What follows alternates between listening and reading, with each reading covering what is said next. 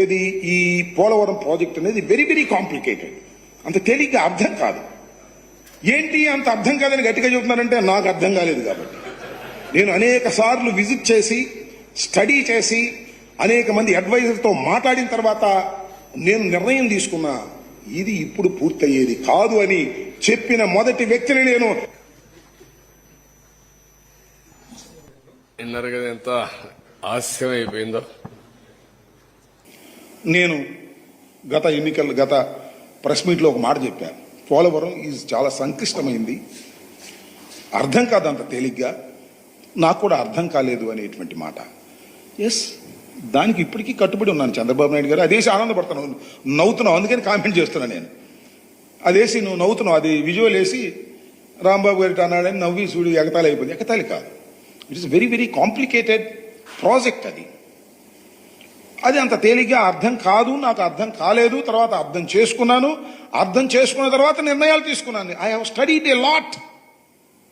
2 సంవత్సరాల కాలంలో నాకు వచ్చినటువంటి అవకాశంలో చాలా స్టడీ చేసి ఒక నిర్ణయానికి వచ్చినటువంటి వ్యక్తిని అని చెప్పడం కోసం చెప్పినటువంటి మాటని మీరు వేసుకుని ఆనందపడేటువంటి కార్యక్రమం చేస్తున్నారు. జగన్మోహన్ రెడ్డి గారిది కూడా వేసి ఇదిగో పూర్తి చేస్తా అన్నాడు, చేయలేదు, చూడండి అని నవ్వుతున్నావు.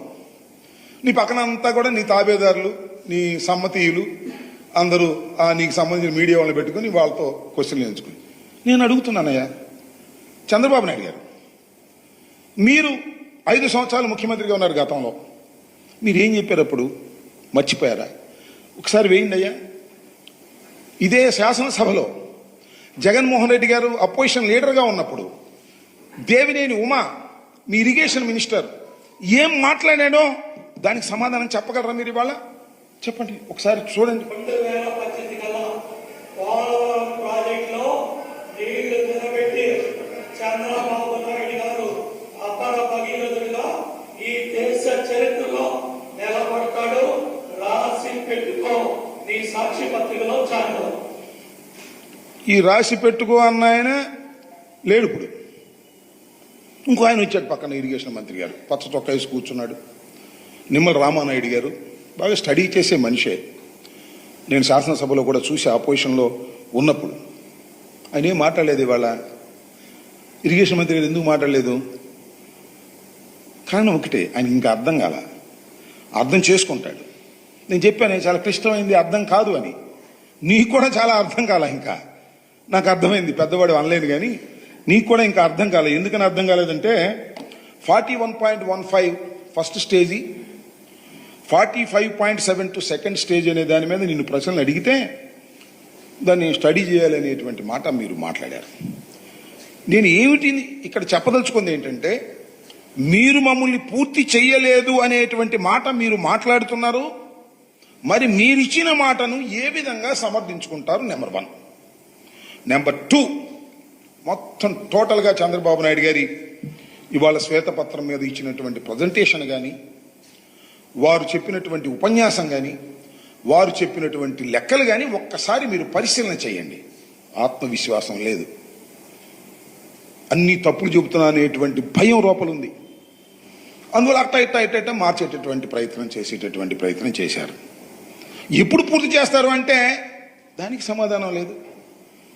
ప్రతి సోమవారం పోలవరం అన్న చంద్రబాబు నాయుడు గారు మళ్ళా సోమవారం ఇంకా పోలవరం వెళ్ళాలని చెప్పేశాడు. ఇవాళ వీళ్ళు ఏం చేయలేను, ప్రతి సోమవారం వెళ్ళి అదేమంటే విధ్వంసం. జగన్మోహన్ రెడ్డి గారు విధ్వంసం చేసేశాడు, కాంట్రాక్టర్ మార్చేశాడు. కాంట్రాక్టర్ మార్చేయడంతో విధ్వంసం జరిగిపోయింది. నేను ఒకటి మనవి చేస్తున్నా, చరిత్రలో కోర్స్ మీరు గెలిచి ఉండొచ్చు, 4వసారి మీరు ముఖ్యమంత్రిగా ప్రమాణ స్వీకారం చేయవచ్చు. వయసులో నాకన్నా జగన్మోహన్ రెడ్డి గారి కంటే జగన్మోహన్ రెడ్డి గారి తండ్రి వయసు మీద పెద్దవారు కావచ్చు. కానీ అసత్యాలు మాట్లాడితే మీరు ఎంత బలంగా గెలుచున్నా ప్రజలు నమ్ముతారని మాత్రం దయచేసి అనుకోవద్దని మనం చేస్తున్నాం. నారా చంద్రబాబు నాయుడు గారు, మీరు వాళ్ళన్ని పచ్చి అవాస్తవాలు చెప్పేటటువంటి ప్రయత్నం చేశారు. మొత్తం విషయాన్నంతా కూడా వైఎస్ఆర్ ప్రభుత్వం మీద, మరి మాట్లాడితే ప్రభుత్వంగా జగన్మోహన్ రెడ్డి గారి మీద నెట్టేసి విధ్వంసం చేసేశారు అనేటువంటి మాట జగన్మోహన్ రెడ్డి గారు విధ్వంసం చేయబట్టే మేము మా 5 సంవత్సరాల కాలంలో కూడా మేము పూర్తి చేయలేకపోతున్నాం అనేటువంటి చేతులు పైకెత్తేటటువంటి కార్యక్రమం ఇవాళ మీకు చాలా స్పష్టంగా అర్థమై ఉంటుందని నేను భావిస్తా ఉన్నా. ఇక్కడ టోటల్గా ఇక్కడ గమనించవలసినటువంటి అంశం ఏమిటంటే ఎందుకు ఆలస్యం అవుతుంది. ఎస్, నేనే చెప్పానే, నేను అర్థం చేసుకున్నాను, ముందు అర్థం కాలేదు, అర్థం చేసుకున్నాను, అర్థం చేసుకుని జగన్మోహన్ రెడ్డి గారి దగ్గరికి వెళ్ళి ఇది ఆలస్యం అవుతుందని చెప్పాను. తర్వాత నేను కూడా చెప్పాను. కారణం ఏంటి? మీరు చేసిన తప్పిదాల వల్లనే ఇవాళ ఈ ప్రాజెక్టు సర్వనాశనం అయ్యింది అని ఖచ్చితంగా నిరూపించగలనని మనవి చేస్తున్నా. మా మీద నెట్టేయటం కాదు, ఇవాళ మీరు అధికారంలో ఉన్నారని.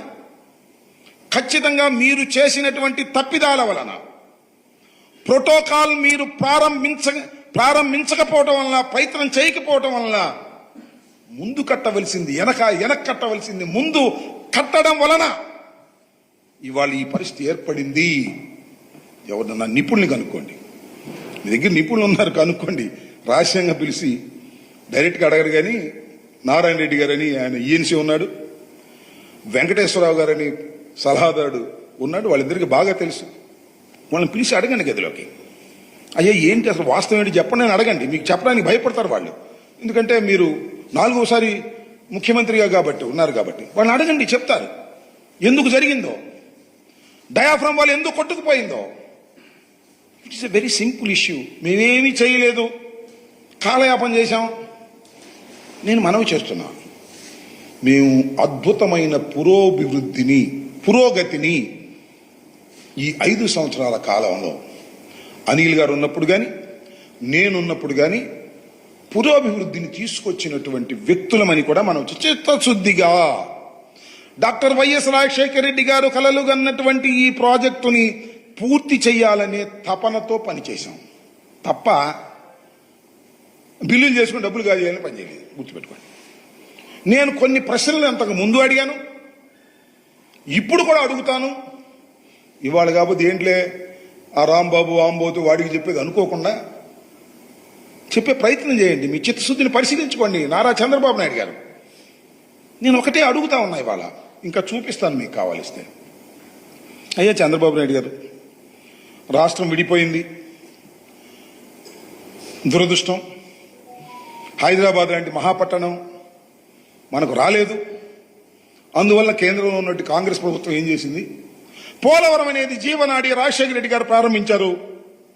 రాజశేఖర రెడ్డి గారు ప్రారంభించినప్పుడు దాని కేవలం అదేదో సింపుల్గా 2,000 కోట్లు 3,000 కోట్లతో అయిపోయేది. ఇప్పుడు పెరిగింది.